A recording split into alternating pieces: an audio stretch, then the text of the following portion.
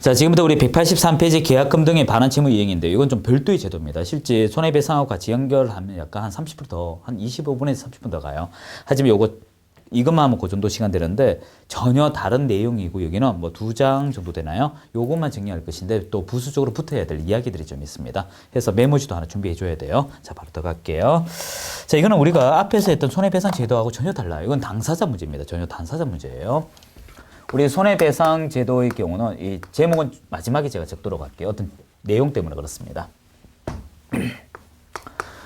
이거는 말 그대로 당사자예요, 당사자. 앞에는 손해배상 제도는 말 그대로 개업 공인중개사가 사고 치거나 고용된 이 사용인이 사고 치거나 일하는 사람 사고지만 이게 당사자 문제예요. 자, 어떤 이야기인지 한번 들어봐요. 우리가 매도인이 있습니다. 우리 그 현실의 이야기를 좀 할게요. 매수인이 있어요.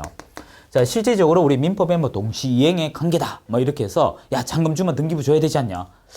솔직하게 한번 이야기하면 저도 그렇게 집을 사본 적은 한 번도 없어요. 저도 법을 22년 뭐 가까이 어릴 때부터 했지만 실질적으로 집 살 때 그렇게 일대일 관계를 해본 적은 없습니다. 뭐 마트에 가서 물건 살 때 정도이지 동시행의 관계입니다라고 하면서 잔금 주면서 등기부 주세요. 이런 거는 저는 솔직히 저도 그렇게 하지 않아요. 말 그대로 이거죠. 돈 다 넘겨주면 그때 등기부 넘어오는 게 현실이에요. 사실입니다.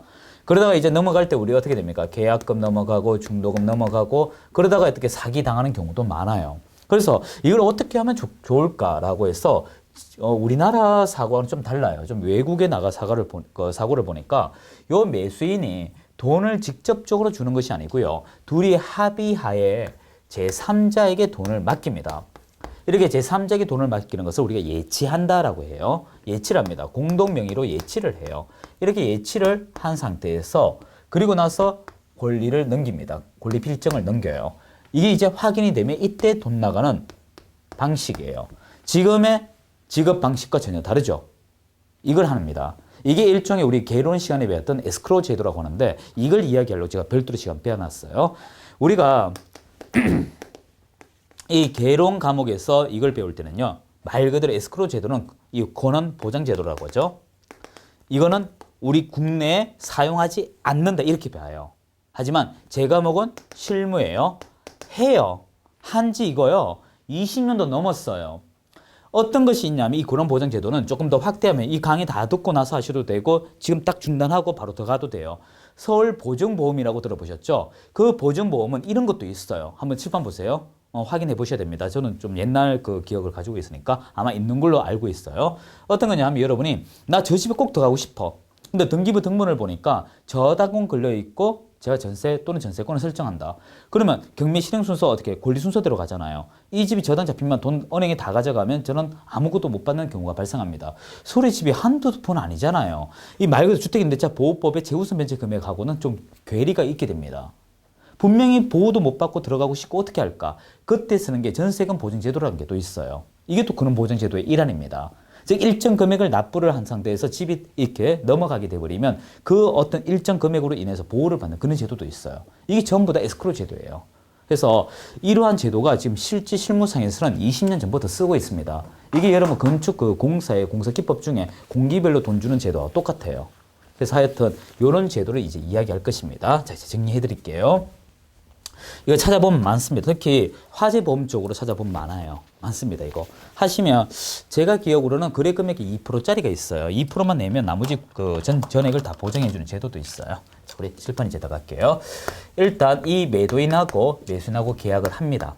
이 계약을 진행해요. 이렇게 서로 계약을 진행합니다. 계약을 진행하는데 이 진행을 했던 계공이 왠지 이 매도인이 보니까 돈을 들고 도망갈 사람처럼 보이거나 보일 우려가 있었다 이것입니다. 아니면 이 사람 보호를 좀 더 해야겠다. 그래서 계공은 거래 당사자에게 권장 공고입니다. 이 권장합니다. 이런 제도가 있으니까 이렇게 가는 제도가 있으니까 너희들 한번 해볼래라고 권장합니다. 이때 주의할 것은 당사자가 이것을 합의합니다. 협의하여 들어가야 돼요. 자, 이거 잘 들어야 돼요. 두 사람이 협의하여 제3자에게 돈이 예치가 돼 있지 않습니까?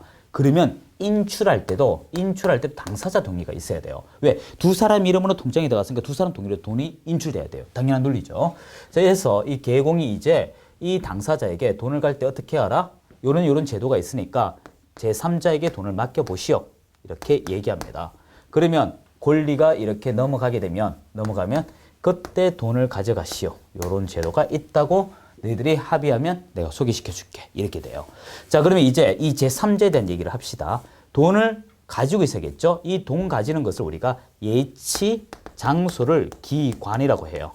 예치 장소입니다. 이때 예치 장소는 우리 약으로 제가 좀 적을게요.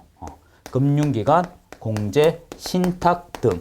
우리 옛날에 시험에 정말 황당한 시험이 있었어요. 예치 기관은 금융, 공제, 신탁, 이다케가 오답이 나왔어요. 그게 1번이었고요. 3번은 금융, 공제, 신탁 등이 있었어요. 답이 3번이었습니다. 그래서 등이라 하여 금융과 공제와 신탁 외에 다른 데도 많다는 거 기억하시고요. 이건 장소예요. 그렇지만 이 장소에 누구 금융실명법 때문에 누구 명의로 하시겠습니까? 라고 해서 명의자가 나와요. 이때 명의자는 당사자 중에는 할 수가 없습니다. 이 두 사람의 당사자는 할 수가 없어요. 왜? 자기가 들고 도망가 버리면 끝나잖아요. 그래서 요 매도인과 매수인을 뺀 나머지, 그 나머지가 예치 명의자인데 이때 개공이 한 사람이라면 그 사람한테 시켜도 돼요.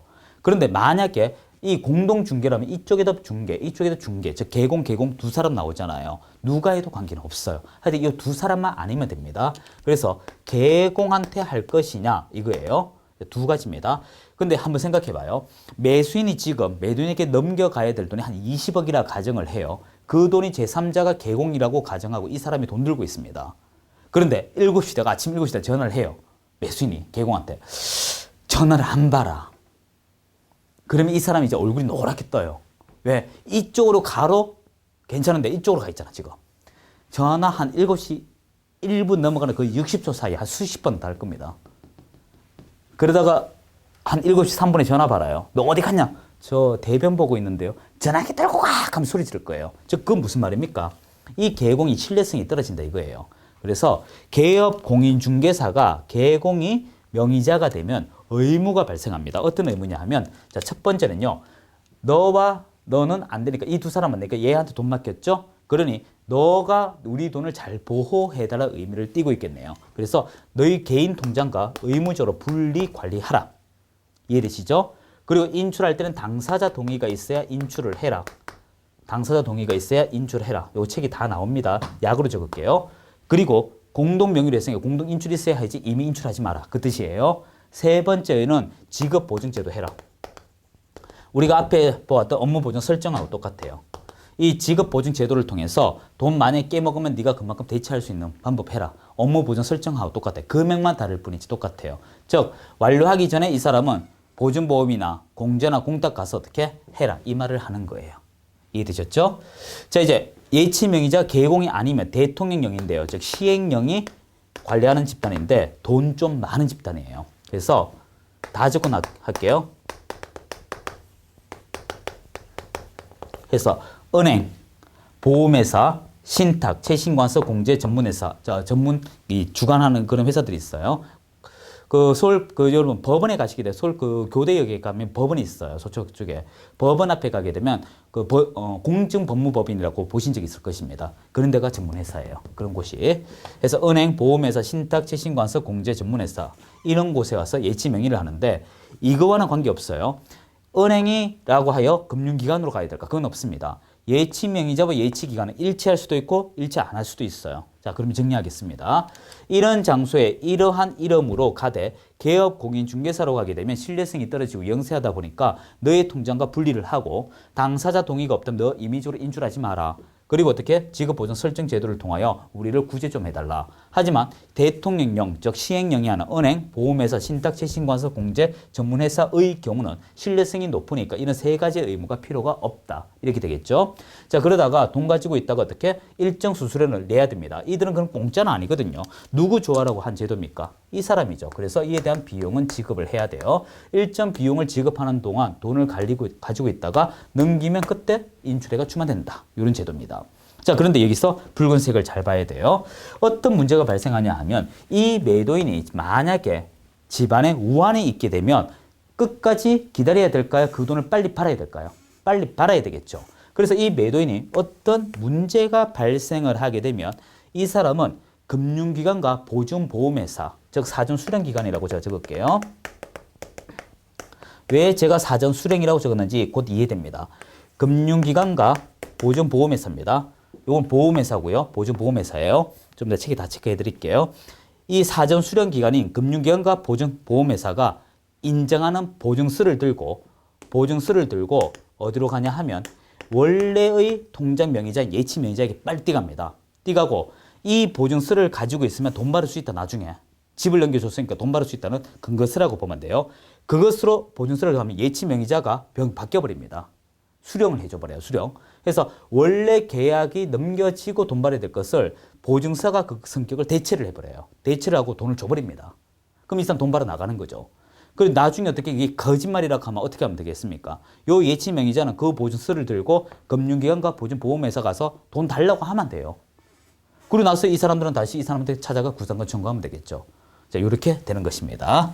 자, 이제부터 칠판 전부 그 내용을 찾아볼게요. 183페이지 보면 1항을 보세요. 개공은 거래 안전을 보장하기 위하여 필요하다고 인정하는 경우 거래 계약 이행이 완료될 때까지, 이행이 완료는 잔금 지급 시때까지를 얘기합니다. 따라서 계약금, 중도금, 잔금. 즉 무슨 뜻이냐면 계약금 넣을 때까지 매도인이 좋아 보여요. 근데 중도금 할 때 매도인이 좀 나빠 보여. 그럼 중도금 때부터 이제도 합시다. 이렇게 말해도 된다. 하지만 잔금 지급 때까지다. 즉 계약금, 중도금, 잔금까지지 잔금 지급하고 나서는 이런 제도 쓸 수 없다. 왜? 이행이 완료되니까요. 자, 세 번째. 개공 또는 대통령령이 정하는 자, 시행령이죠. 자, 이 명의로, 자, 금융기관의 금, 네 번째 줄, 공제사업하는 자의 공, 자본시장법에 따른 신탁업자의 신, 그리고 제일 마지막 등의 등, 예치하도록 당사자에게 공고 권장, 뭐 책들어 해드릴까요? 공고할 수 있다. 만약에 이 당사자가 이를 수용하지 아니하여도 처벌받고 이런 건 없어요. 자, 이제 2항 3항은 여러분의 필요에 따라 보시고요. 자, 이제 넘겨봐 주십시오. 184페이지. 자, 큰 2번에 예치 명의자라고 나오죠. 1번에 공인중개사법에서 개업 공인중개사 또는 대통령 영이 정하는 자. 아래 1번부터 동그라미 하세요. 은행의 은, 이는 그 뒤에 글에 동그라미 하세요. 보험회사 보, 신탁업자 신, 채신관서채, 공제사업하는 자 공, 6번 두 번째 줄 끝에 있나요? 업무를 수행하는 전문회사의 전. 그래서 음보신체 공전 이렇게 나와요. 꼭 주의할 것은 예치 기간과 예치 명의 일치할 수도 있고 일치하지 아니할 수도 있습니다. 은행에 가서 신탁 이렇게 가도 관계없어요. 자, 이제 예치 기간 설명 방금 다 드렸고요. 자, 오른쪽에 예치 대상 금액은 당사자 문제입니다. 만약에 매수인이 10억 계약금에 대해서만 합시다. 또는 계약금, 중도금, 잔금에 대해서 합시다. 또는 중도금과 잔금에 합시다. 계약금, 잔금에 합시다. 이렇게 말해도 된다 이거죠. 당사자 합의 문제예요. 그리고 예치 기간은 잔금 지급, 즉 이행 완료될 때까지 이야기고요. 제일 중요한 건 이거예요. 자, 개공인 명의로 했을 때 어떤 의무가 있을까? 자, 1번 봐요. 개공인 명의로 할 경우 두 번째 끝에 일정한 의무가 있다. 첫 번째 일정한 의무 어떤 것이냐? 자, 계약금 등의 반환 채무 이행 보장의 약정. 어떻게 돈이 나갈 것이다. 넘겨보세요. 분리관리 이제 하나 나왔죠. 이미 인출, 당사자 동의를 해야 인출한다 이거예요. 즉 이미 인출 안 된다 이 말이죠. 세 번째, 지급 보증 설정. 이거는 업무 보증 설정하고 내용 똑같아요. 명칭만 다릅니다. 금액. 자, 이제 예치금 사전 수령 나오죠. 자, 여기서 여러분이 기억할 것은 이 사람의 긴급을 요구할 때 돈이 나가는 그런 제도입니다. 여기서 무엇을 제일 기억하냐 하면 누가 누구에게 가는가. 자, 양가로 2번 봐요. 금융기관 또는 보증보험회사 이들이 발행하는 보증서를 제일 중요합니다. 계약금 등의 예치 명의자에게 여기 주의하셔야 돼요. 예치 명의자에게 주면 돈을 미리 받는다. 이렇게 돼요. 자, 여기까지가 무슨 말이냐 한번 잘 봐요. 이 사람은 권리를 넘겨줬죠. 이제 돈 받을 것밖에 없지 않습니까? 무슨 돈? 계약금 등에 대해서. 계약금 등에 대해서. 그리고 내가 권리 줬으니까 내 거 돌려줘. 반환해. 반환. 너의 채무를 하라고. 그래서 계약금 등, 즉 내 받을 돈을 돌려줘. 결과 내가 채권자지 않니? 그러니까 너의 채무를 이행해줘. 그래서 반환 채무 이행 제도라고 합니다. 이건 당사자 문제예요. 절대적으로 개공의 문제가 아닙니다. 자, 그런데 별도 제가 용지 좀 준비해달라고 했는 것은 바로 이것 때문에 그래요. 저 어디 가니까 일방이 나오고 어디 가니까 당사자가 나와서 이게 문제다 이것입니다. 저부터 칠판 봐주세요. 여러분이 일방이 나올 때 매도인과 매수인이 내는 비용부터 우리 얘기합시다. 비용이 잘 나오는데 뒤에 다시 나오겠지만 그건 또 그때가 정리하고요. 비용에서 여러분이 기억할 게 매도 측, 매도인 할까요? 권리 이전자 측이라고 해도 되겠네요. 이전자 측. 그리고 매수인. 권리 취득자 측 이렇게 정리하시고요. 자, 이 매도인에 있어서는 뭘 하냐 하면 계약금 등에 반환 이행 제도와 그리고 각종의 권리 분석 비용 두 가지가 비용이 있습니다. 그래서 권리 분석 비용을 이들에게 받는 거예요. 뭐 등기부 등본 비용은 보통 이쪽에 받게 되어 있습니다. 한데 저도 중개업 하면서 매도인에게 700원 주세요라고 해본 적은 없어요. 실제 차일 처음에는 했었어요. 근데 욕 엄청나게 먹었습니다. 욕 정도가 아니에요. 평생 불로장생의 길로 갔어요. 자, 그리고 매수인에게 받을 수 있는 것은 지금에 있는 계약금 등의 반환 채무 이행이에요. 순서 뒤바뀌면 안 돼요. 임대인, 임차인 이런 식으로 해야 되지 그걸 반대로 하면 안 됩니다. 시험 잘 나와요. 자, 그래 또 일방이 나올 수 있는 게 뭐가 있을까? 두 개가 나오거든요. 두 개. 일반 중개, 정석 중개, 중개 계약. 그리고 부동산 거래 신고.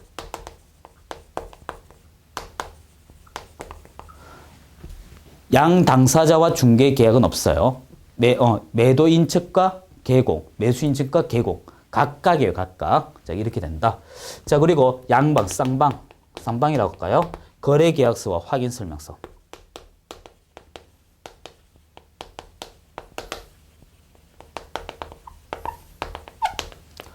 여러분 그 확인 설명 의무의 경우도 일방에서 조금 차이는 있거든요. 여기도 조금 더 보충해 드릴까요? 자, 이거 좀 색깔 넣어서 해 드릴게요. 중개 계약과 부동산 거래 신고의 경우 좀 해설 달아 드릴게요. 일반 중개와 정석 중개 오는 사람을 일방이 와야 되죠. 특정인 할 때 그 일방이 와야 되고요. 그리고 같이 보니까 양방이 된다. 이런 개념이에요. 그리고 부동산 거래 신고도 제출할 때 어떻게? 일방이 제출합니다. 자, 그런데 하나 더 하자면 확인 설명 의무는 제가 노란색 할게요. 이것도 좀 구별합시다. 이때 설명은 누구에게 합니까? 설명은 권리 취득 예정자, 취득자라고 적어 드릴게요. 줄여서. 그리고 설명할 때 부족하면 누구한테 요구할 수 있습니까? 요거 권리 이전자. 자, 해서 이걸 왜 제가 적었냐면 이제 붉은색 잡으세요. 여기에 보시면 권리 이전 권리 취득자 말은 여기는 없죠. 그냥 둘 중에 한 사람이면 돼요. 그런데 여기는 이전자와 취득자가 구별되어 있습니다. 그래서 이거하고 이거 구별을 꼭 해주세요. 붉은색 두 개. 납득이 되시죠? 그리고 쌍방, 양방 하는 거. 거래 계약서와 확인 설명서 교부할 때, 쌍방 교부할 때 이야기다. 적어놔야 됩니다. 자, 여기서 요건 좀 강의 자르고요. 자, 이제 중개보수는 두 강에 대해서 제가 정리를 할 것입니다. 두 강에 대해 정리를 하고요. 자, 협회 보칙 교육까지 쭉 넘어가면 될 것 같습니다. 좀 짧지만 여기서 이해하고 다음 강의 들어가 보도록 할게요. 수고하셨습니다.